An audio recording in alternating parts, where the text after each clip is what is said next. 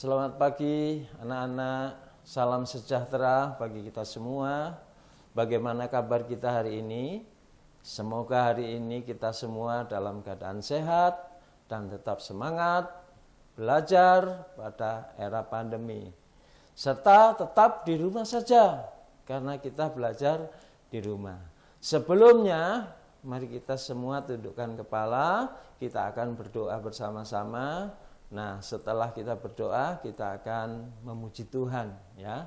Hidup ini adalah untuk Tuhan, oleh sebab itu kita harus berdoa, menyanyikan lagu hidup ini adalah kesempatan.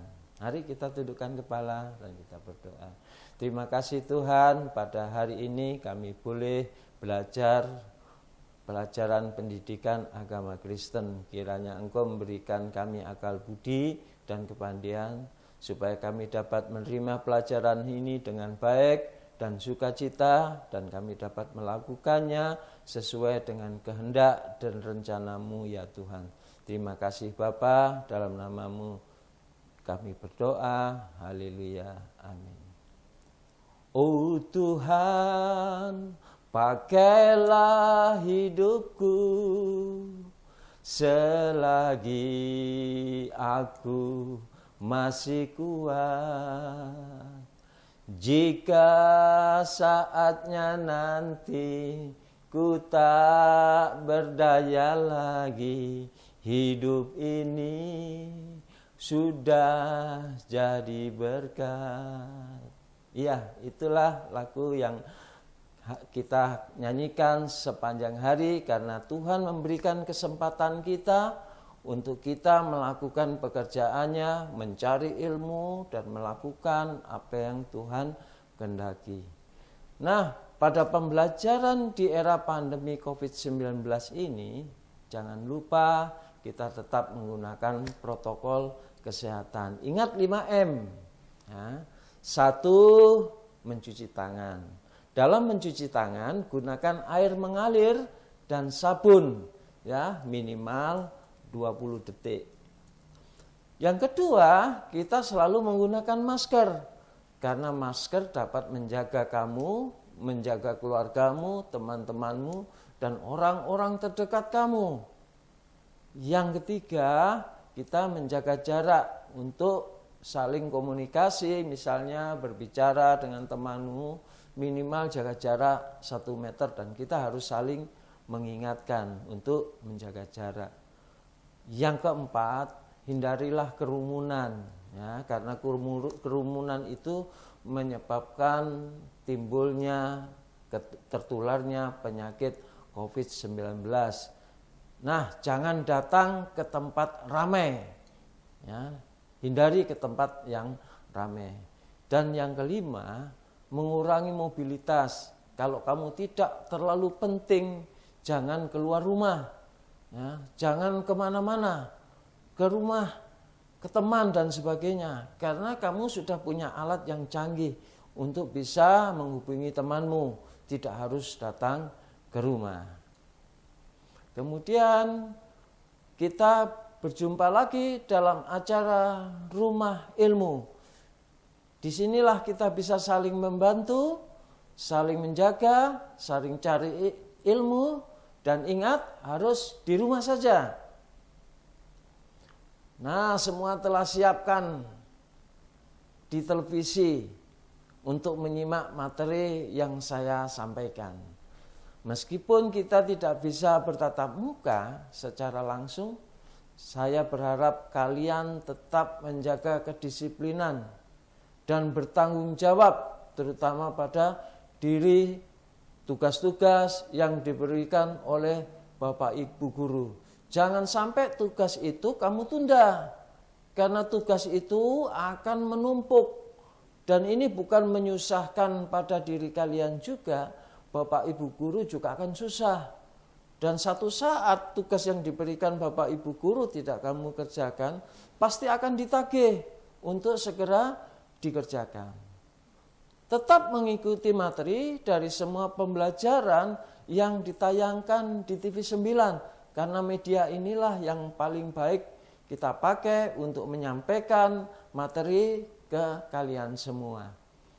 Hari ini kita akan belajar materi mengenai pengembangan diriku untuk pelayanan bagi sesama dengan Stefanus Hartono dari SMP Negeri 8, 9, dan 49. Kita masuk pada materi, ya, perhatikan baik-baik, judulnya adalah pengembangan diri untuk pelayanan bagi sesama.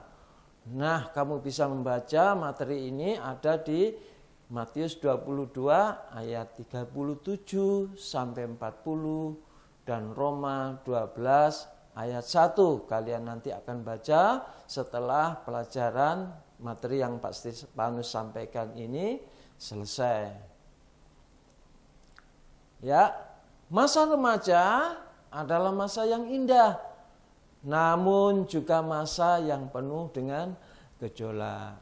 Beberapa aspek pada diri remaja di masa transisi menurut Wayne Reis dapat dijabarkan sebagai berikut. 1. Masa transisi. 2. Masa bertanya. Dan 3. Masa keterbukaan. 4. Masa pengambilan keputusan. Masa transisi, dalam masa ini remaja banyak mengalami perubahan secara fisik, mencari jati diri, dan menentukan identitas. Oleh sebab itu pada masa transisi ini sebetulnya masa yang berat buat kalian. Apa?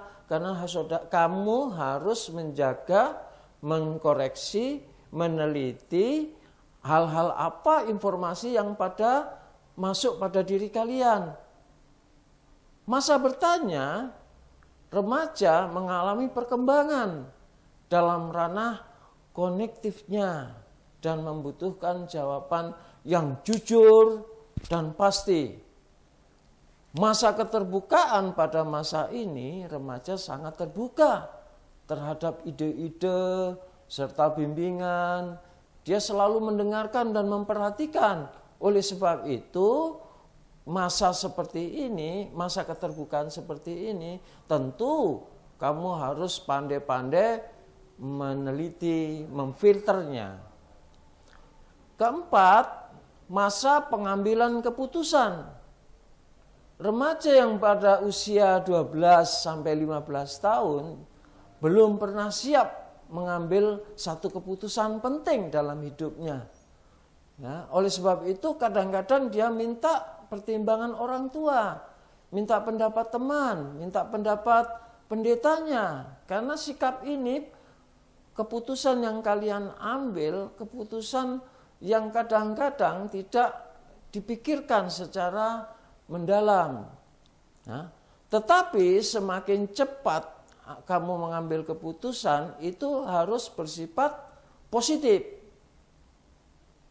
Orang Kristen di tengah gereja dan lingkungan sosial.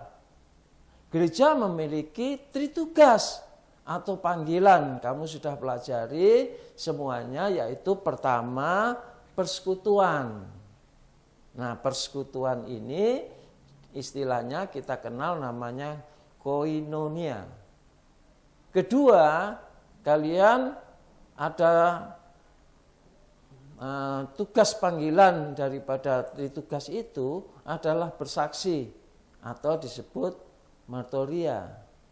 Yang ketiga, melayani atau disebut diakonia.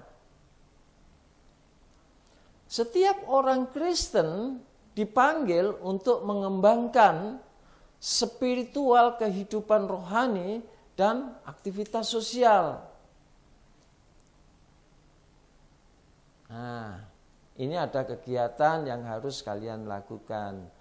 Coba kamu lakukan wawancara dengan tokoh agama, misalnya Pak Pendeta, majelis, atau kakak rohani kamu, atau orang yang kamu pandang yang menguasai kerohanian. Coba kamu wawancarai tanyakan mengenai kegiatan apa yang bisa saya lakukan, kegiatan yang saya lakukan untuk seusia kita, seusia kalian.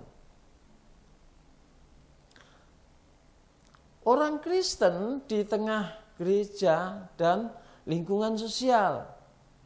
Gereja ada sebab Tuhan memanggil orang-orang untuk menjadi murid-muridnya.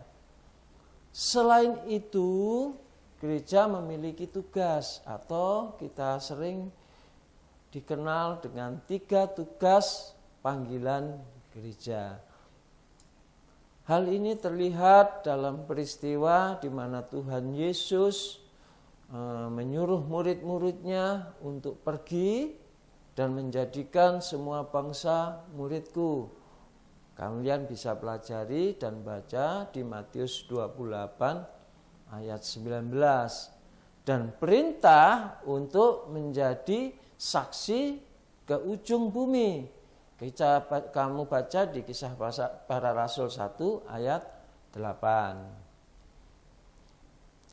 Pada satu pihak mereka memiliki kehidupan rohani, ya, dan tuntutan-tuntutan.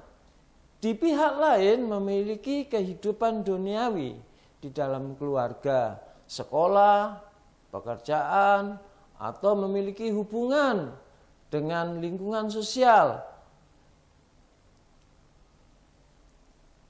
Keterlibatan sosial berdasarkan iman Kristen bagaimanakah itu? Yaitu hidup yang dilandasi oleh iman dan ketaatan untuk melakukan kehendak Tuhan yang diperbaharuan dalam tingkat personal, ketaatan, solidaritas, ketulusan, keterbukaan, pembaruan. Seperti itu adalah tuntutan Kristiani yang berat. Meskipun demikian, ada jaminan dari pribadi yang sudah lebih dahulu menghadapi situasi yang sulit. Bagaimana ya kita hadapi saat ini? Manusia merupakan landasan dan inti komitmen Kristiani kita.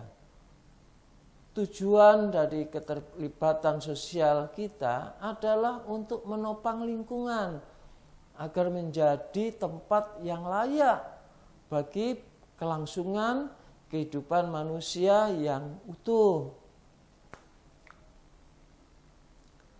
Berperan aktif secara arif, yaitu ada beberapa tahap dalam menentukan langkah untuk memahami penilaian, keadaan, mengambil keputusan, dan mendorong suatu tindakan.